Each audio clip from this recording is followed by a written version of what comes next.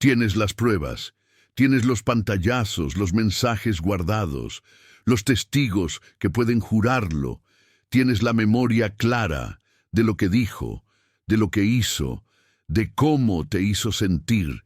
Finalmente vas a hacerle frente. Finalmente va a tener que admitir lo que hizo. Finalmente va a entender. ¿O eso crees? 3 horas después, sales de esa conversación más confundido que antes, de alguna manera. Tú, que tenías toda la razón, terminas disculpándote, de alguna manera. La evidencia que era irrefutable se volvió irrelevante, de alguna manera.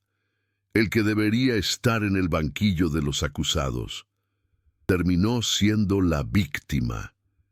Y te preguntas, ¿qué acaba de pasar? Carl Jung pasó décadas estudiando este tipo de personalidad. Analizó a ególatras, a narcisos, en su práctica clínica, en sus relaciones profesionales, en la sociedad, y llegó a una conclusión que la mayoría de la gente no quiere escuchar. Hacerle frente a un narciso no solo es inútil, es contraproducente. Cada vez que lo intentas, las cosas empeoran, no mejoran, empeoran. Hoy te voy a explicar exactamente por qué esto sucede. Voy a revelar los mecanismos psicológicos que Jung identificó en la mente narcisista, que hacen que la confrontación siempre falle. Y lo más importante, voy a enseñarte qué hacer en su lugar. Pero primero, necesitas entender algo fundamental sobre cómo funciona la mente de un ególatra. Porque si no entiendes esto, vas a seguir cometiendo el mismo error, una y otra vez. Jung desarrolló un concepto llamado la fachada. Es la máscara que todos usamos para interactuar con el mundo. La versión pulida de nosotros mismos que presentamos en público. Todos tenemos una fachada. Es normal. Es necesario para funcionar en sociedad. Pero en una persona sana, la fachada es flexible. Sabemos que es una máscara. Podemos quitárnosla en privado, con personas de confianza. Podemos reconocer cuándo estamos actuando un rol, versus cuándo estamos siendo genuinos. En el ególatra, algo diferente ocurre. La fachada se fusiona con la identidad. El narciso no usa una máscara. El narciso se convierte en la máscara. No hay separación entre la imagen que proyecta y quien cree ser. Esto crea un problema fundamental. Cuando tú haces frente a un narciso, cuando le muestras evidencia de que hizo algo malo, no estás criticando su comportamiento. Estás atacando su identidad, su sentido de quién es, su razón de existir. Y aquí está la clave que Jung identificó. Para el narciso, admitir que hizo algo malo es equivalente a dejar de existir. No es una exageración. A nivel psicológico, la amenaza se siente igual de real que una amenaza de muerte. Por eso la respuesta es tan extrema. Por eso las defensas se activan con tanta fuerza. No estás pidiendo que reconozca un error. Estás pidiendo que se destruya a sí mismo. Y nadie hace eso voluntariamente. Ahora vamos a ver las 5 cosas que suceden cuando confrontas a un narciso. Cada una de ellas explica por qué tu estrategia siempre falla y por qué terminas sintiéndote peor que antes. La primera cosa que sucede es lo que Jung llamó inflación defensiva de la fachada. Cuando atacas la imagen del narciso, su respuesta automática es inflarla aún más. Si le dices que fue cruel, él se presenta como la persona más bondadosa del mundo. Si le dices que mintió, él se convierte en el defensor de la verdad absoluta. Si le dices que te dañó, Él se transforma en la verdadera víctima de la situación. Esta inflación no es una estrategia consciente. Es un mecanismo de supervivencia psicológica. La fachada está siendo amenazada. Entonces se hace más grande, más fuerte, más impenetrable. Jung observó esto en un paciente que había sido confrontado por su esposa sobre una infidelidad. Había evidencia clara, mensajes, fotos, testimonios, irrefutable. Pero en lugar de admitir, el paciente respondió con indignación. ¿Cómo podía ella acusarlo de algo así, cuando él había sacrificado tanto por la familia? ¿Cómo podía dudar de él, cuando había demostrado ser el esposo más leal durante años? La infidelidad real, dijo, era que ella no confiara en él, después de todo lo que había hecho. La esposa terminó disculpándose, por desconfiar, por hacerlo sentir mal, por no valorar todo lo que él hacía. La evidencia seguía ahí, pero de alguna manera ya no importaba. Esto es inflación defensiva. Mientras más fuerte el ataque, más grande se vuelve la fachada, y mientras más grande la fachada, más imposible penetrarla. La segunda cosa que sucede es la proyección del reflejo oscuro. Jung decía que todos tenemos un reflejo oscuro, la parte de nosotros que contiene todo lo que no queremos admitir. Nuestros defectos, nuestros impulsos oscuros, nuestras vergüenzas. En una persona sana, hay algún grado de conciencia del reflejo oscuro.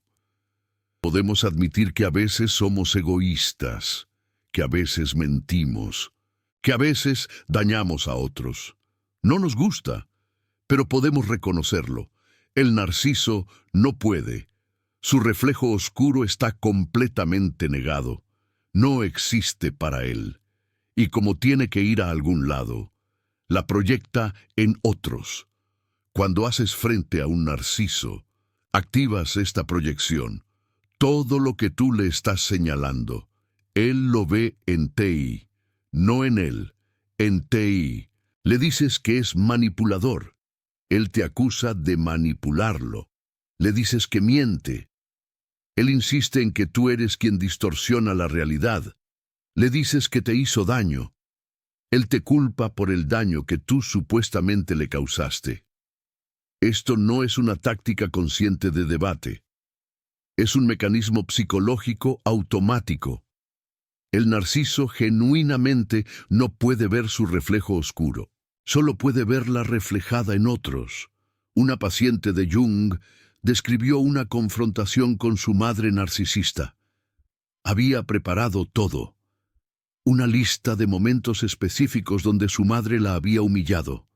Fechas, lugares, palabras exactas. La madre escuchó y luego dijo algo que la dejó paralizada.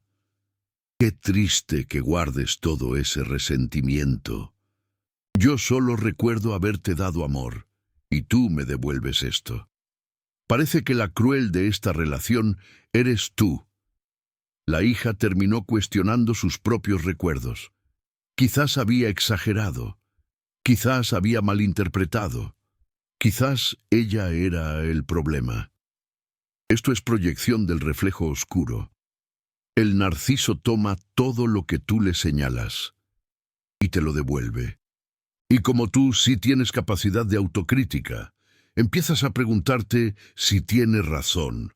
La tercera cosa que sucede es la fragmentación de la realidad. El narciso no vive en la misma realidad que tú. Vive en una realidad donde él es el héroe, donde sus acciones siempre tienen justificación, donde cualquier daño que cause es culpa de otro. Cuando confrontas con evidencia, esa evidencia tiene que ser destruida o reinterpretada para mantener su realidad intacta. Jung llamó a esto el complejo autónomo.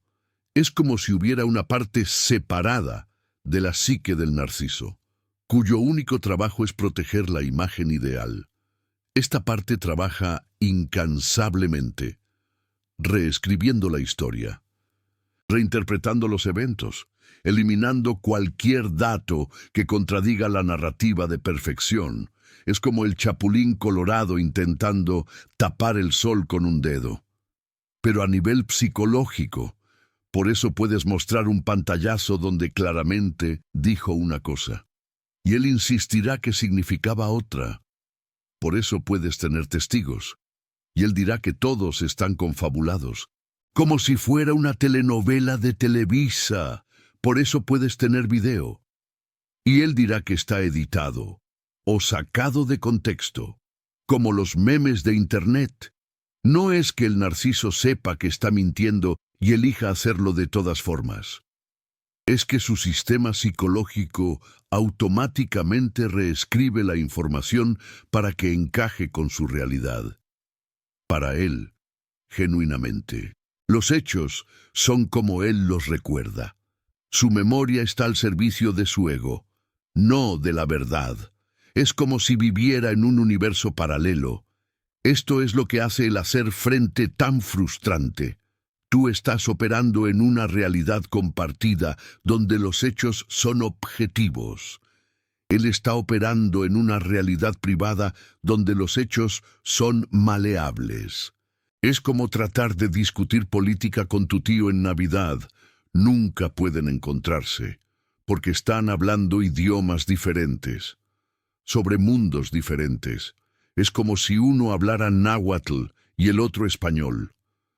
La cuarta cosa que sucede es lo que Jung llamó la herida narcisista activada. Debajo de toda la grandiosidad del narciso hay una herida profunda. Generalmente viene de la infancia.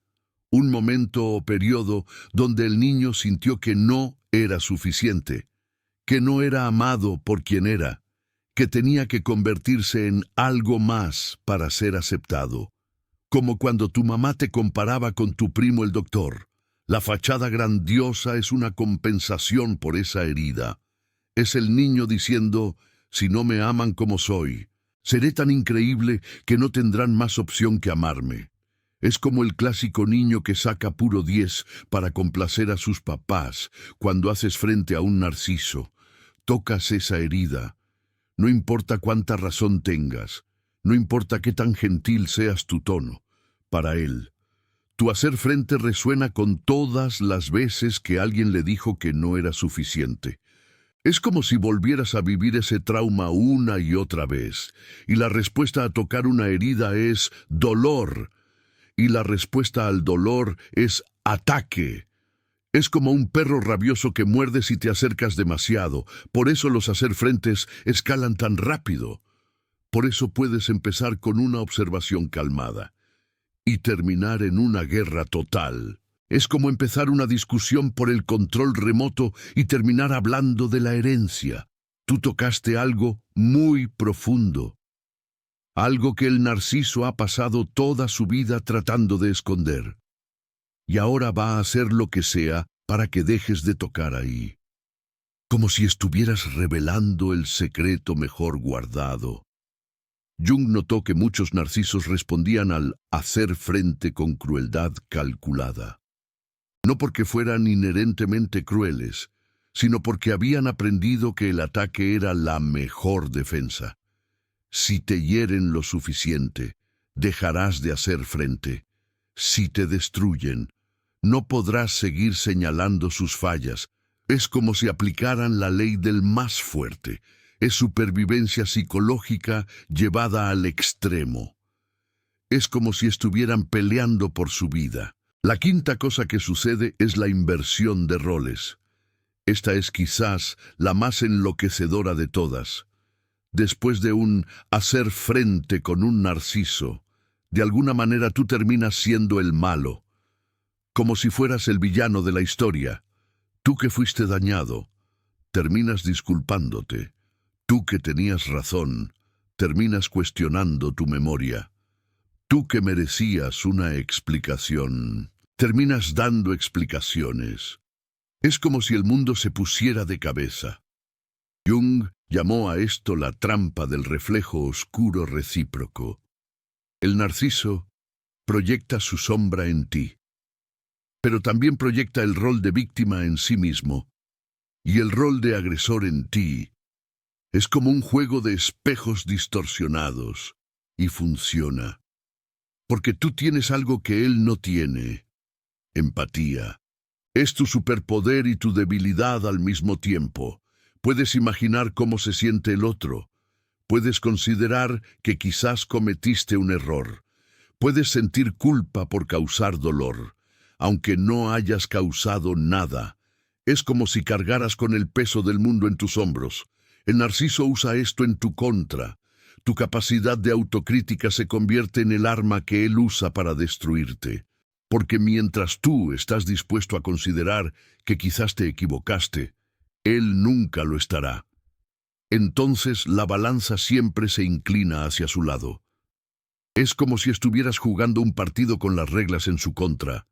Sales del hacer frente no solo sin resolución, sino peor que antes. Más confundido, más culpable, más convencido de que quizás el problema eres tú. Es como si te hubieran lavado el cerebro. Ahora bien, si el hacer frente no funciona, ¿qué se supone que hagas? No puedes simplemente ignorar el mal comportamiento. No puedes pretender que todo está bien cuando claramente no lo está. Jung tenía respuestas para esto. No son las respuestas que la mayoría quiere escuchar, pero son las únicas que funcionan. Es como tomarse una medicina amarga para curarse. La primera alternativa es lo que Jung llamaba el retiro estratégico de energía. El narciso se alimenta de tu atención, positiva o negativa. No importa. Cada vez que haces frente, le estás dando exactamente lo que necesita: atención enfocada, energía emocional, la sensación de que importa lo suficiente como para que te molestes en pelear. Es como si le dieras gasolina a su ego. La alternativa es retirar esa energía, no como castigo, no como estrategia para hacerlo cambiar, sino como protección para ti mismo. Es como ponerte un escudo para protegerte de sus ataques. Esto significa responder con la menor emoción posible. Si dice algo diseñado para provocarte, respondes con monosílabos: ajá, ok, entiendo, nada más. Sin argumentar, sin explicar, sin defenderte. Es como ser un robot. Parece pasivo, parece rendición, pero es exactamente lo opuesto. Es negarle el combustible que necesita para mantener su maquinaria funcionando. Es como apagar el interruptor. Jung observó que muchos narcisos se volvían intensamente frustrados cuando esta estrategia se aplicaba consistentemente. Algunos intensificaban sus provocaciones temporalmente, buscando cualquier reacción. Pero eventualmente, sin el combustible de tu energía emocional, empezaban a buscar otras fuentes. Es como un vampiro buscando otra víctima. La segunda alternativa es lo que podemos llamar documentación silenciosa. En lugar de hacer frente en el momento, documentas. Guardas los mensajes. Anotas las fechas y lo que se dijo. Construyes un registro que no compartes con el narciso, pero que tienes para ti mismo. Es como crear tu propio expediente secreto. ¿Por qué es esto importante? Porque una de las cosas más dañinas que hace el narciso es hacerte dudar de tu propia realidad. Te dice que nunca dijo eso, que estás exagerando, que tu memoria está mal. Es como si te estuviera mintiendo en la cara. La documentación te ancla. Cuando empieces a dudar de ti mismo, tienes evidencia tangible, no para mostrarle a él. Eso no funcionaría de todas formas. O sea, para mostrarte a ti mismo que no estás loco. Es como tener un salvavidas en medio del mar. Jung enfatizaba la importancia de mantener contacto con la realidad objetiva cuando se está cerca de alguien que distorsiona la realidad constantemente.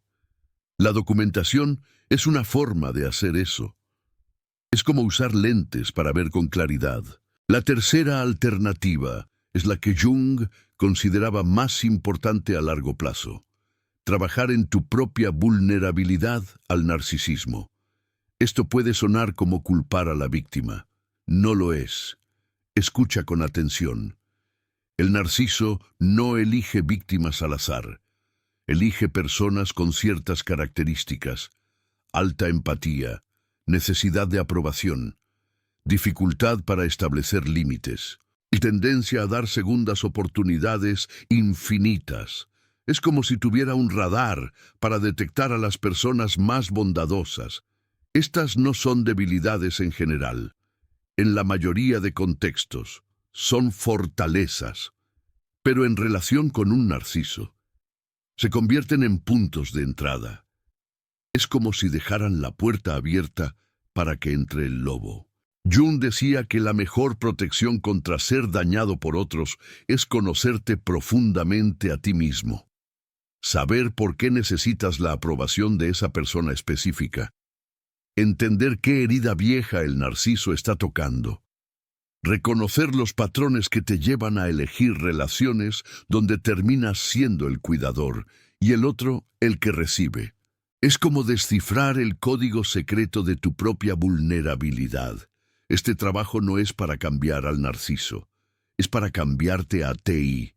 Es como aprender a nadar para no ahogarte, para que la próxima vez que alguien con esas características aparezca en tu vida, puedas reconocerlo antes de quedar atrapado, para que puedas elegir diferente. Ahora bien, hay una pregunta que seguramente te estás haciendo. Si no puedo hacerle frente y no puedo hacerlo cambiar, ¿debería simplemente irme? La respuesta de Jung era matizada. Decía que hay situaciones donde la única opción saludable es alejarse completamente. Cuando el daño es severo. Cuando hay abuso físico o emocional sostenido. Cuando tu salud mental está en riesgo serio.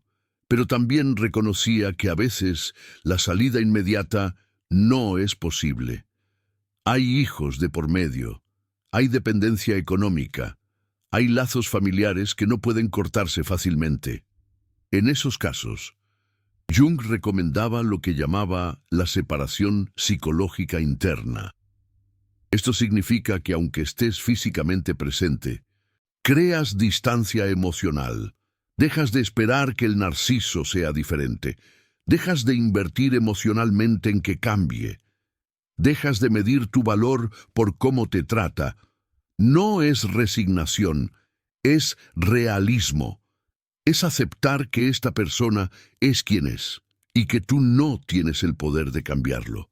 Solo tienes el poder de cambiar cómo respondes. Esta separación interna permite algo importante. Te permite conservar tu energía. Te permite mantener tu salud mental.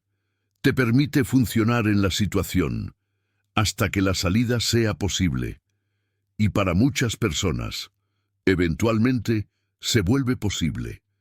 El proceso de separación interna frecuentemente lleva a la separación externa, porque cuando dejas de estar emocionalmente enredado, puedes pensar con claridad, puedes planificar, puedes construir los recursos que necesitas para irte. Quiero compartir algo que Jung escribió hacia el final de su vida sobre este tema.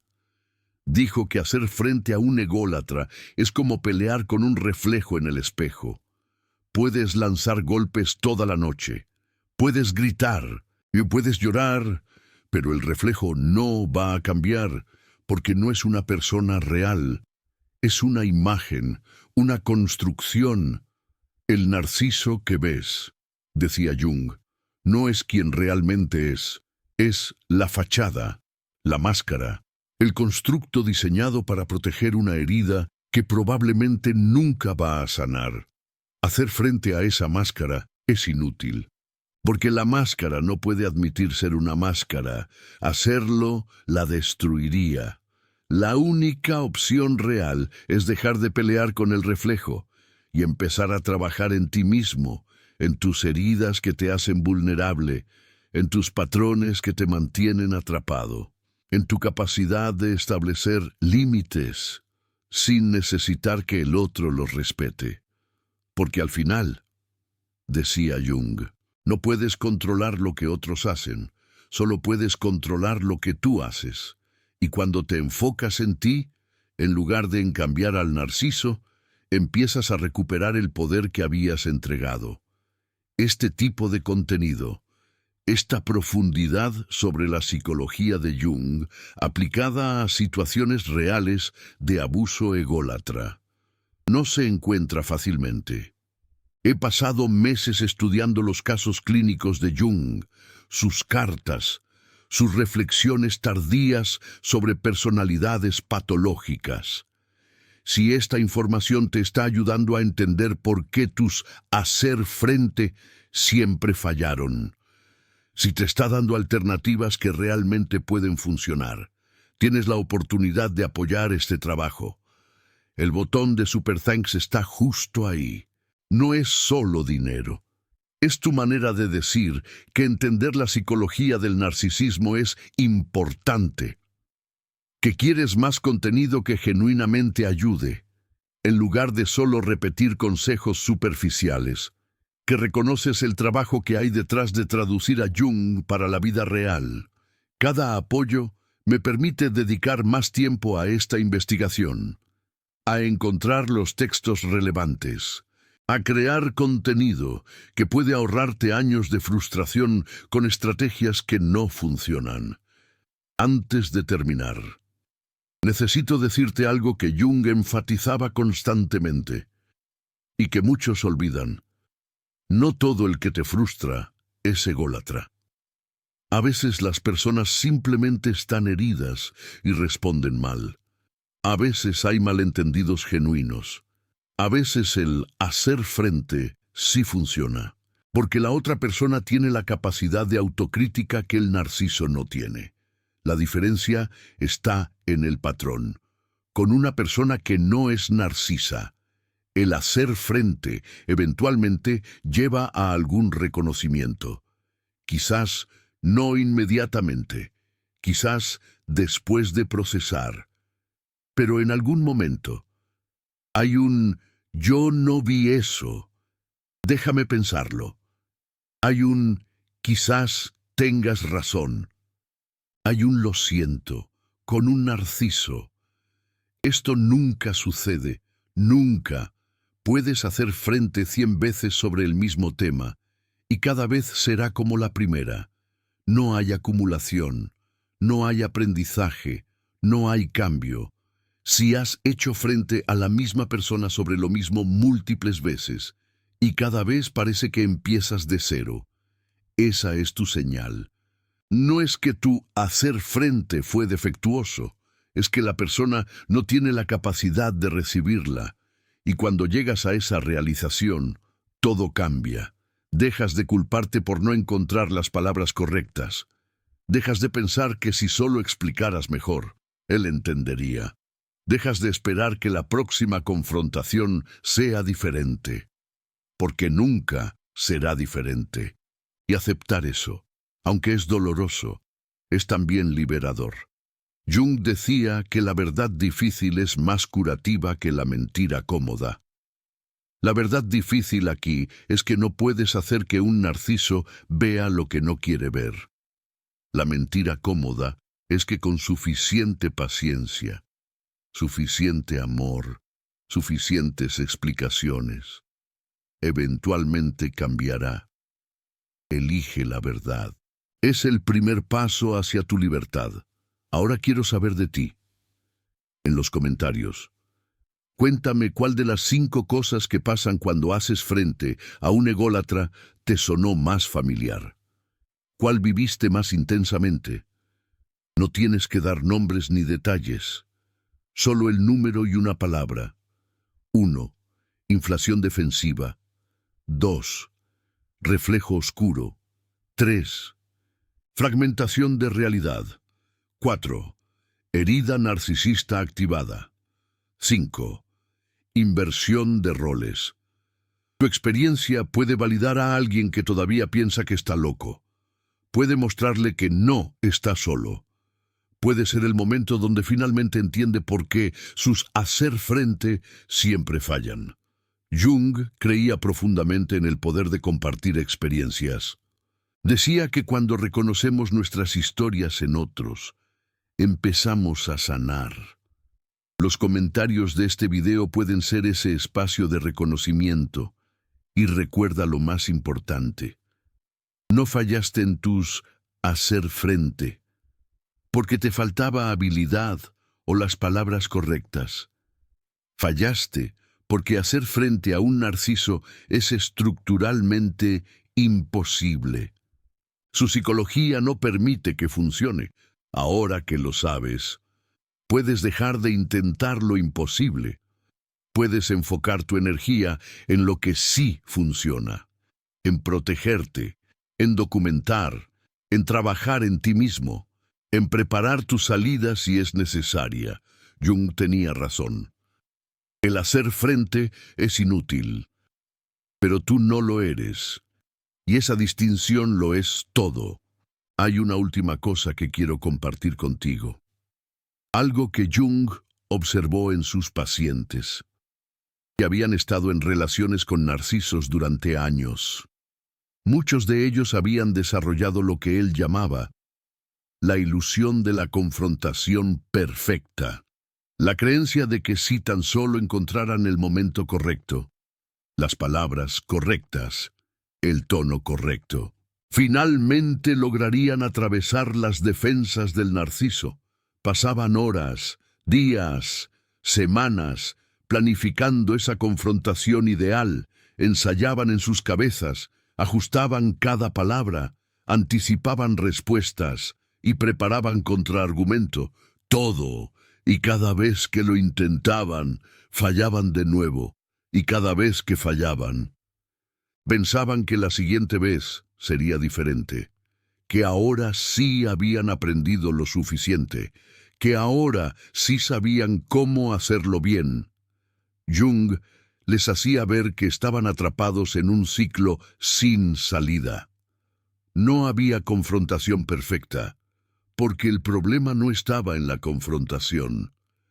Estaba en la persona a quien confrontaban, en la fachada. Uno de sus pacientes lo describió así. Es como intentar abrir una puerta que está sellada desde adentro. Puedes traer todas las llaves del mundo. Puedes usar toda tu fuerza. Puedes intentar cada ángulo posible. Pero mientras la puerta esté sellada desde adentro, no se va a abrir, no porque te falte habilidad, sino porque la persona del otro lado no quiere que se abra. Esa imagen me parece perfecta. El narciso tiene su identidad sellada desde adentro. Ninguna confrontación externa puede penetrar esa selladura.